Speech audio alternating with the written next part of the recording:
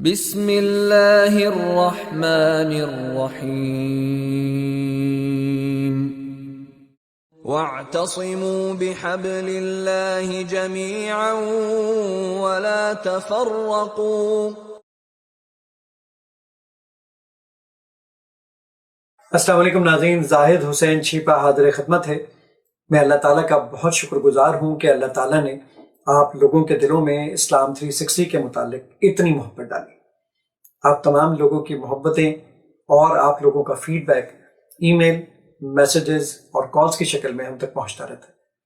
ناظرین، یہی وہ فیڈ بیک ہے اور یہی وہ عزت افزائی ہے جو ہمیں دن بدن آگے مزید کام کرنے کا موقع فراہم کرتی ہے۔ ناظرین، اسلام 360 میں اب ہم ایک نیا فیچر لانچ کرنے جا رہے ہیں جس کا نام ہے اسلام 360 ٹیچر۔ یہ اسلام 360 ٹیچر نہ صرف آپ کے لیے آپ سے آپ کی تمام اپلیکیشن پہ کام کرے گا بلکہ آپ سے باتیں بھی کرے گا۔ ناظرین، انشاءاللہ اس فیچر کو آزمائشی بنیادوں پر ہم لوگ یعنی ٹیسٹنگ فیز میں انشاءاللہ رمضان سے پہلے لانچ کرنے جا رہے ہیں۔ آپ اس کو چلائیے۔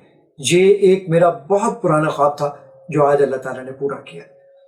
تو یقیناً یہ فیچر آپ کو بہت پسند آئے گا۔ اس ویڈیو کے ساتھ ہی یعنی میں آپ کو اسی ویڈیو کے ساتھ ہی آپ کو اس کا ڈیمو بھی دیتا ہوں کہ کس طریقے سے وہ فیچر کام کرتا ہے۔ تو آئیے ناظرین، ہم دیکھتے ہیں اسلام 360 ٹیچر کس طرح کام کرتا ہے۔ اوکے اسلام، سورہ فاتحہ کی تلاوت کریں۔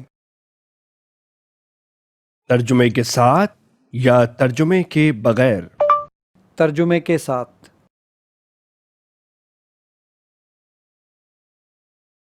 بسم اللہ الرحمن الرحیم۔ شروع کرتا ہوں اللہ تعالیٰ کے نام سے جو بڑا مہربان نہایت رحم والا ہے۔ اوکے اسلام، قرآن میں تلاش کریں۔ آپ کو قرآن میں کیا تلاش کرنا ہے؟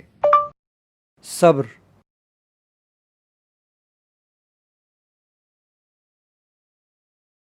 اوکے اسلام، حدیث میں تلاش کریں۔ آپ کون سی حدیث کی کتاب میں تلاش کرنا چاہتے ہیں؟ سب۔ آپ سب احادیث میں کیا تلاش کرنا چاہتے ہیں؟ نماز۔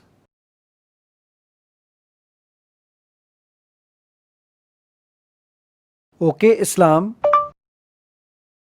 قبلہ کس طرف ہے؟ اوکے اسلام، اگلی نماز کا وقت بتائیں۔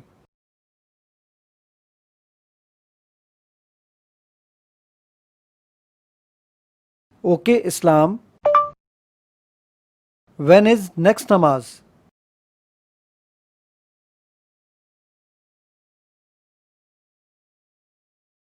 ہم لوگوں کو دعاؤں میں ضرور یاد رکھیں کہ اللہ تعالیٰ اس ایپلیکیشن کے ذریعے یعنی اس ایپلیکیشن کو میرے لیے، میرے اہل و عیال کے لیے، میرے والدین کے لیے، میری پوری ٹیم اور ان کے اہل و عیال کے لیے اور ان کے والدین کے لیے اور ان تمام لوگوں کے لیے جو اس کار خیر میں ہمیں سپورٹ کرتے رہتے ہیں، ان تمام لوگوں کے لیے نجات کا ذریعہ بنا دیں۔ اسلام 360 کو ڈاؤن لوڈ کرنے کے لیے پلے اسٹور پہ جا کر لکھیے اسلام 360 ایپلیکیشن بالکل مفت آپ کے سامنے دستیاب ہوگی۔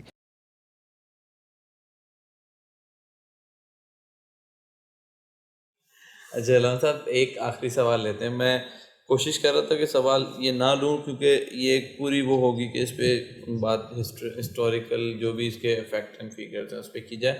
یہ اسلام 360 کے نام سے ایک اپلیکیشن ہے اور انڈیا سے بہت سارے سوالات آ رہے ہیں نا یہ کہ جو ہے وہ انڈیا میں کہ اسلام 360 کو پروموٹ کیا جا رہا ہے، پاکستان میں بھی۔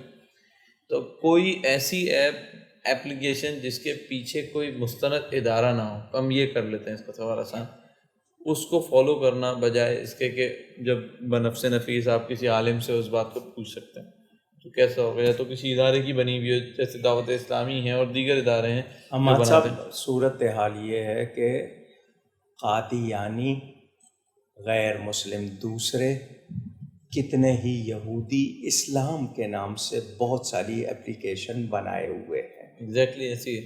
اور یہ چیز چھپی ہوئی نہیں ہے۔ قرآن پاک کا ترجمہ، قرآن پاک اپنے مطلب کا بھی وہ بنا رکھتے اس میں ترجمہ کر کتنی آیتیں نکال کے وہ بنایا ہوا ہے۔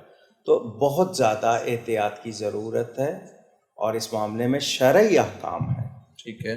تو میں جب تک مجھے پورا یقین نہیں ہے میں کسی سے فتویٰ نہیں لے سکتا جس کے بارے میں پتہ نہ ہو کہ یہ پورا مفتی ہے یا نہیں ہے. ایگزیکٹلی. تو میں دین کے بارے میں ایسی کسی ایپ پر جب تک میرے پورے تحقیقی طور پر یقین نہ ہو جائے مجھے بالکل وابستہ نہیں ہونا چاہیے، کیونکہ کسی ایک لمحے میں کوئی ایک بات میرے لیے تباہی کا سبب بن گئی تو میں کیا کروں گا.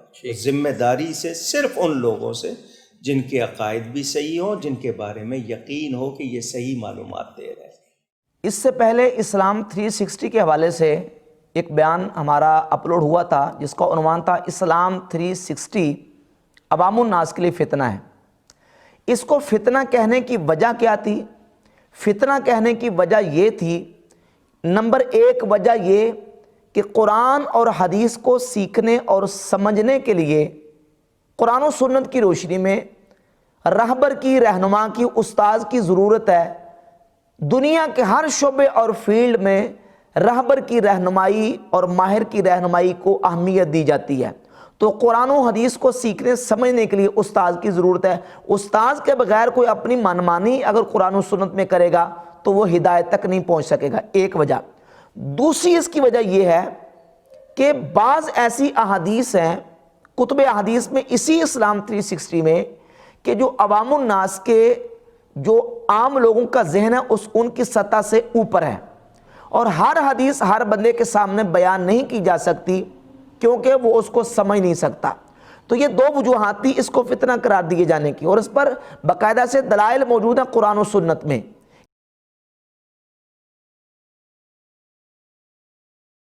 زاہد بھائی، آپ کے حوالے سے میں دیکھتا رہتا ہوں علماء مختلف قسم کی باتیں کرتے رہتے ہیں، اور یعنی سارے علماء نہیں، اچھے علماء بھی ہیں جو اپریشیٹ کرتے ہیں.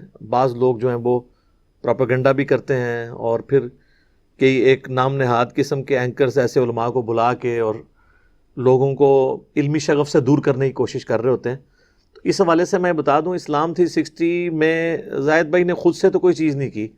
قرآن حکیم کے وہ تراجم جو ہمارے بڑے بڑے علماء نے کیے تھے، اور وہ بڑے علماء کے آج کے بڑے بڑے مفتی ان کے سامنے اونچی آواز میں سانس بھی نہ لیں. بڑے بڑے بزرگ احمد رضا بریلوی صاحب، اشرف علی تھانوی صاحب، مولانا مودودی، یہ بڑے بڑے جو لوگ جن کو کروڑوں لوگ فالو کرتے ہیں، ان کے تراجم انہوں نے من و عن ڈالے ہیں.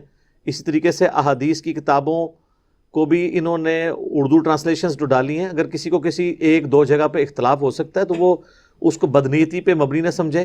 جب بھی ایک زبان دوسری زبان میں ٹرانسلیٹ ہوتی ہے تو صرف مفہوم ٹرانسلیٹ ہو سکتا ہے، ورڈ بائی ورڈ کوئی چیز سارے لوگ ایک جیسے ٹرانسلیٹ نہیں کریں گے. اور اتنا المیہ ہے کہ اسلام یا مسلم نام سے کوئی بھی بات کوئی کرتا ہے نا تو فوراً پکڑ کے قادیانیوں کے کھاتے میں ڈال دیتے ہیں. اور بڑے بڑے ذمہ دار علماء ان سے یہ پوچھیں کہ آپ لوگوں کا فخر ہونا چاہیے تھا اسلام یا مسلم کے ورڈ کو یوز کرنا، آپ اس طرح کے الفاظ کو غیر مسلموں کے کھاتے میں ڈال رہے ہیں، اور الٹا ان جہلاء کو آپ پروموٹ کر رہے ہیں کہ جی اسلام جو نام یوز کرے گا وہ قادیانی ہوگا. تو آپ کو اگر چڑ ہے تو آپ اوریجنل خود کھول کے میچ کر لیں. اور یہ جو لوگ پروپیگنڈے کا حصہ بن جاتے ہیں ان سے میں کہوں گا کہ آپ چیک کرنے کے لیے اگر کوئی دیوبندی ہے تو اشرف علی تھانوی صاحب کا ہارڈ کاپی جو چھپی ہوئی ہے قرآن کا ترجمہ مارکیٹ سے جا کے دیوبندیوں سے پیسے دے کے خریدے، یا ان کے مدرسے سے جا کے اگر آپ کو فری دے جائیں، یہ تھوڑی دیر کے لیے دے دیں لائبریری والے، اور اسلام 360 میں وہ آیت ڈالیں، اشرف تھانوی صاحب کا ترجمہ سلیکٹ کریں. اگر الفاظ میں فرق ہے پھر تو آپ کے انہوں نے بےایمانی کی ہے، اور اگر نہ آئے تو آپ انہی علماء سے جو اس طرح کے الفاظ استعمال کرتے ہیں ان کو جا کے پوچھیں کہ آپ لوگ جھوٹا پروپیگنڈا کیوں کر رہے ہیں. اسی طریقے سے احمد بریلوی صاحب کا ترجمہ ہارڈ کاپی کھولیں، دعوت اسلامی کا چھپا ہوا بھی مل جائے گا آپ کو، ضیاء القرآن پبلیکیشن والوں کا بھی، تاج کمپنی کا بھی مل جائے گا، اور اس کو اسلام 360 میں کیے ہوئے ترجمے سے میچ کریں، کوئی آپ کو فرق نظر نہیں آئے گا. یہ خام خواہ روند ڈالتے ہیں، پچ کھودنا چاہتے ہیں تاکہ لوگ جو ہے وہ علمی شغف نہ رکھیں، کیونکہ ان کی کامیابی اسی میں ہے کہ لوگ علمی روش نہ رکھیں. الا ماشاء اللہ، میں یہ نہیں کہتا، اچھے لوگ بھی ہیں. ابھی تو یہ زاہد بھائی تھوڑے سی دلیری دکھائیں نا، اور آپ کو یہ وہ سٹوریاں سنائیں جو علماء نجی محفلوں میں ان کے ساتھ بات کرتے ہیں اس طرح کی، تو یقین کریں یہ لوگ اپنی پبلک کو منہ دکھانے کے قابل نہ رہیں. میں اکثر کہتا ہوں کہ اگر کوئی ہمیں یہودی یا عیسائی آ کے یہ کہے نا کہ قرآن ڈائریکٹ نہ پڑھنا گمراہ ہو جاؤ گے، تو واللہ ہم یہ کہیں گے اللہ کا دشمن ہے اس لیے یہ بات کر رہا ہے. اور جو مسلمان یہ کہتا ہے قرآن و حدیث ڈائریکٹ نہیں پڑھنا گمراہ ہو جاؤ گے، ہم کہتے ہیں سبحان اللہ مفتی صاحب نے فرما دیا. یار گوروں کو قرآن کا ترجمہ انگریزی میں پڑھ کے ہدایت مل رہی ہے, اور پاکستان, انڈیا, بنگلہ دیش اور افغانستان کا مولوی کہتا ہے قرآن کا ترجمہ اردو میں پڑھو گے گمراہ ہو جاؤ گے. گورا انگریزی میں پڑھ کے ہدایت پا رہا ہے, جس کی پوری زندگی کفر میں گزری ہے, اور جس کا اوڑھنا بچھونا اسلام رہا ہے, جسے ماں کے دودھ میں اور باپ کی شفقت میں اسلام ملا ہے, اس کو کہتے ہیں اگر تم نے قرآن حدیث ڈائریکٹ پڑھا تم گمراہ ہو جاؤ گے.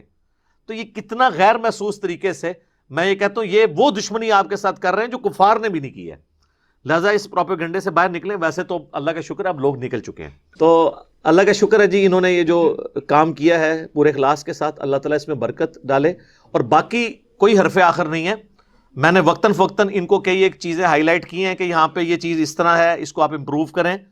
آپ بجائے پروپیگنڈا کرنے کے, آپ کو اگر کوئی چیز ایسی ملتی ہے آپ ہائی لائٹ کریں. کہیں پہ کہیں اردو کا لفظ غلط لکھا گیا ہے, قرآن کی پرنٹنگ میں بھی بعض اوقات کہیں پہ نقطے غائب ہو جاتے ہیں, بعد میں ہائی لائٹ کیا جاتا ہے, وہ پھر نسخے ریٹریو کرتے ہیں. ان کو تو ریٹریو کرنے کی بھی ضرورت نہیں ہے, اس کو میں امپروو کر لیں گے. اس کی بجائے پروپیگنڈا کی شروع کر دیتے ہیں. کوئی کفریات تو نہیں انہوں نے لکھ دیے, نعوذ باللہ من ذالک. اور دوسری طرف ہم آپ کے بزرگوں کی کتابوں میں واضح طور پر گستاخانہ عبارتیں دکھاتے ہیں, ان کی آپ تعویل کرتے ہیں, اور جو بیچارہ خالصتاً اللہ اور اس کے رسول کی بات پہنچا رہا ہے آپ کبھی اس میں کوئی چیز نکالنے کی کوشش کرتے ہیں. اس کی بجائے سولوشن اینڈ پہ آئیں, پرابلم اینڈ پہ کھڑے نہ ہوں. اگر آپ اسلام کے ساتھ مخلص ہیں اور آپ اللہ تعالیٰ کو قیامت والے دن اپنی شکل دکھانا چاہتے ہیں اسلام کے فخر کے ساتھ, تو پھر آپ اس طرح کی چیزوں کو پروموٹ کریں. وہ کام جو غیر مسلموں کے کرنے والا تھا کہ پراپوگنڈا کیا جائے قرآن و سنت کے خلاف, اگر مسلمانوں سے ہوتا ہے تو اس سے یہ میں آپ کو بتاؤں اسلام 360 کو یا اس پلیٹ فارم کی دعوت کا کوئی نقصان نہیں ہونا, تو آڑا بیڑا غرق ہو جانا ہے. کیونکہ پڑھے لکھے لوگ جو ہیں وہ تو لاجک پہ چلتے ہیں, وہ کہتے ہیں بات بتاؤ لکھی کدھر ہوئی ہے, اور لکھی بھی ہم یہ نہیں کہتے کہ ترجمہ ہم نے خود کیا ہوا ہے, انہی کے علماء کا لکھا ہوا ترجمہ. آخری درجے میں یہی ہو سکتا ہے نا. آج ہم جیوز اور کرسچنس کو بائبل سے حوالے نکال کے بتاتے ہیں نا کہ دیکھو تمہاری بائبل چھپی ہوئی ہے, اس میں نبی الاسلام کے بارے میں یہ پروفیسی موجود ہے, اس کے بعد تو انکار کرنے کی گنجائش نہیں رہتی. مسلمان کو بھی جب بتایا جاتا ہے تمہارے عالم کا پرنٹ ہوا ہوا ترجمہ یہ ہے, اسی کو ہم نے اسلام 360 میں جو ہے وہ شارٹ فارم میں ڈال دیا, اس کو کمپیئر کر لو اگر شک ہے, اب اس کو مانو تو صحیح نا. اس کے بعد بھی کو میں نہ مانوں تو اس کا کوئی علاج نہیں ہے. اور جتنے لوگ بھی دنیا میں دعوت کا کام کر رہے ہیں, ہمارے تو آلموسٹ سارے اسٹوڈنٹس اسلام 360 کو یوز کرتے ہیں. بعض لوگوں نے یہ بھی کہا کہ شاید میں نے ان کو لانچ کیا, نہیں, یہ پیرلل میں انہوں نے کام کیا ہے. اور سب سے بڑی ان کی خوبی یہ ہے کہ انہوں نے فرقہ واریت کی لعنت سے بالاتر ہو کر تمام مکاتب فکر کے تراجم اس میں ڈالے ہیں. حالانکہ اس کی وجہ سے ان کو تیکھی سننی پڑی ہیں. اگر یہ سپوز بریلویوں کے پاس گئے ہیں تو انہوں نے کہا بڑا اچھا کام کیا, لیکن دیوبندی اور اہل حدیث کا ترجمہ آپ نے کیوں ڈال دیا. اہل حدیث کے پاس گئے ہیں تو انہوں نے کہا بڑا اچھا کام کیا, لیکن آپ کو بریلوی اور دیوبندیوں کا ترجمہ نہیں ڈالنا چاہیے تھا. تو انہوں نے تراجم ڈالے ہیں.